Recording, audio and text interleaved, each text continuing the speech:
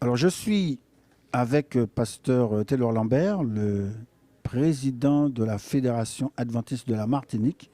C'est un plaisir de pouvoir le recevoir pour cette session de la conférence générale, la 61e du nom.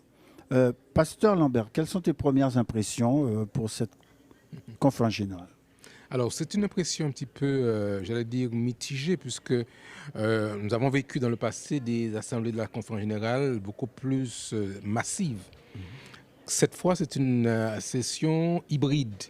Donc, c'est vraiment une session beaucoup plus en termes de dimension, moins en termes d'importance. Mhm. Mais en même temps, c'est aussi intéressant de voir la manière dont l'Église peut s'adapter pour faire face aux nouveaux défis. Alors, Car par hybride, on entend une session où à la fois qui est virtuelle et qui est Et en en présentiel, présentiel. tout à fait. Donc c'est vraiment une opportunité un petit peu nouvelle d'avoir ces deux options, des gens qui sont en présentiel et puis aussi des gens qui sont connectés de chez eux en Zoom. Donc c'est une expérience un petit peu nouvelle pour moi de vivre cette expérience de la conférence générale de cette manière. Alors, jusqu'à présent, quels ont été pour toi les temps forts? Le temps fort, c'est surtout le premier rassemblement. Et puis ensuite, la mise en place du système de vote par téléphonie ou par Internet. Là encore, c'est une nouveauté ici à la conférence générale. D'habitude, on votait à main levée avec des cartes. Maintenant, il faut voter donc avec le système de voting body, comme il l'appelle ici sur le site de la conférence générale. Et puis, le moment important, c'est bien sûr la nomination du président de la conférence générale, Pasteur Ted Wilson, qui a été réélu. Ok. Quelles sont tes impressions au niveau de l'évolution de l'Église adventiste? Tu revois certainement une Église qui a été quand même un petit peu chamboulée avec les Ouais. 2 ans de Covid-19. Quelle impression que tu te fais par rapport à quelques années auparavant? Est-ce que l'Église a dramatiquement changé ou il y a, je dirais, une stabilité? Comment tu perçois? Bon, d'une manière générale, l'Église est stable. Mais cependant, mon impression, c'est que nous avons été obligés de faire des changements à cause de la Covid. Mhm. Mais je pense, ça c'est mon avis sans être négatif, c'est que nous n'avons pas été assez loin dans cette opportunité que Dieu nous présentait d'entamer des changements. Mhm. Quand par exemple je regarde la distribution des délégués, vous avez un très petit nombre de jeunes parmi les délégués. Le gros de la troupe parmi les délégués sont dans les 50, 60, 65 ans à peu près. Mhm. Donc on a effectivement ça peut se comprendre puisque ce sont Donc, des dirigeants qui sont là. absolument. Donc, par exemple, sur les 9 délégués que nous avons pour l'Union des Antilles Guyane française, il y a un délégué, une jeune fille, qui est un jeune. Tout à fait. Et je crois que l'Église veut pouvoir profiter de ces opportunités que nous pousse la réalité de la Covid avec les incidences pour pouvoir continuer cet élément de transition pour apporter un influx plus important de participation de la jeunesse, des membres d'église laïque pour être beaucoup plus impliqué dans la gouvernance de l'Église. Donc ça, c'était quelque chose où je m'attendais peut-être à voir dans cette période un influx plus important d'idées, de participation. Maintenant, il est vrai qu'on a dû faire face à la gestion de la Covid ou la post-Covid qui a été un défi pour cette conférence générale. D'accord. On regarde un petit peu ce qui se passe mondialement. Quels sont les défis que nous avons à relever aujourd'hui? Je pense que les défis sont les mêmes, hein. Alors, l'un des défis que j'ai entendu récemment dans un des débats qu'il y avait à l'instant dans le forum de la conférence générale, c'est le fait que nous avons une perte trop importante de membres.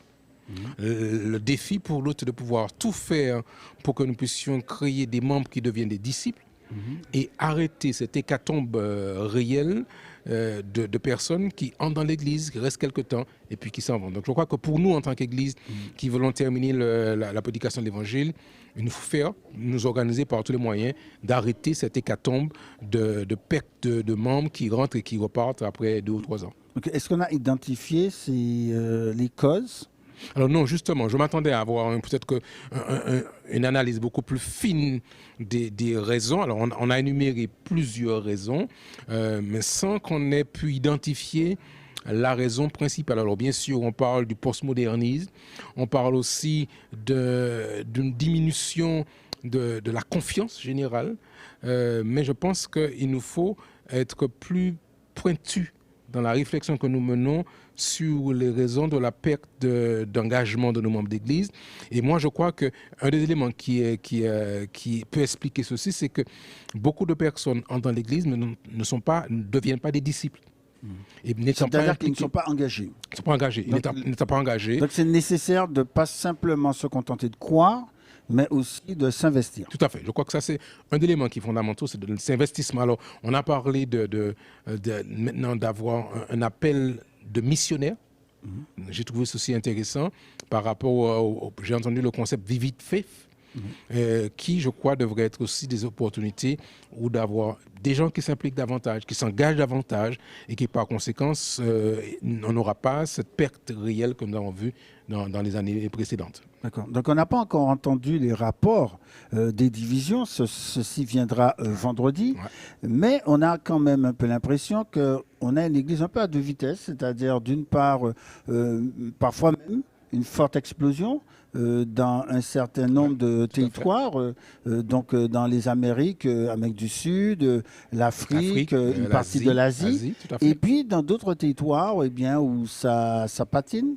Effectivement, il y a comme vous le dites, deux églises. La partie où ça avance encore, il y a une poussée, et puis un ralentissement dans les zones, j'allais dire, de l'ancienne église, l'Amérique, celle qui a été la pionnière. La pionnière. Donc on voit un ralentissement dans ces zones et puis la croissance qui continue à monter dans les zones qui étaient cataloguées dans le tiers-monde, l'Afrique, les Amériques et puis l'Asie. C'est vraiment ce qu'on a observé et j'espère qu'on va continuer à relancer l'évangélisation pour que l'Église mondiale puisse reprendre sa croissance. Alors pour ceux qui sont de nos territoires francophones en particulier, qu'est-ce que cela apporte d'assister à la conférence générale? Quels sont les enseignements, quelle inspiration qu'on peut tirer? Je crois que pour les francophones, c'est intéressant de participer à la conférence générale parce que ceci redonne l'idée d'une église mondiale. Nous ne sommes pas une église qui est enfermée sur nous-mêmes. Nous avons vraiment une communauté de foi qui est mondiale. On rencontre des gens de partout. On a rencontré ce matin, par exemple, des frères d'Ukraine ou de la Chine. Et je crois que pour nous, Français, c'est important que nous puissions découvrir la dimension mondiale de l'Église avec les opportunités que cela peut offrir de participation, d'investissement en tant que mission.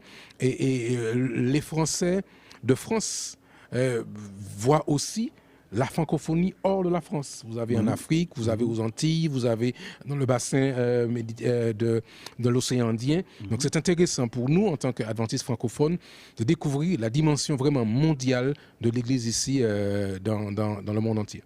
Ok. Quelles sont, dernière question, les perspectives un peu pour l'avenir que tu penses qu'on peut imaginer peut-être à partir de cette conférence générale? Alors, les perspectives, pour moi, c'est la suite de la transition numérique que nous sommes en train de vivre. L'Église a dû être forcée de pouvoir utiliser l'Internet en particulier dans son message, dans la transmission du message. Je crois qu'il faut continuer à aller dans ce sens pour que nous puissions porter l'évangile de manière encore plus massive sur tous les médias possibles. Donc je crois que cette Assemblée générale devrait nous donner l'opportunité de voir que c'est possible. Si on peut faire une assemblée générale avec des gens qui sont chez eux dans les différents continents et en présentiel ici, c'est la preuve que l'Église peut se saisir de ces différents outils pour réaliser sa mission et achever l'œuvre et que le Seigneur revienne. Merci beaucoup. Et puis, je dirais vraiment bonne session de la conférence générale.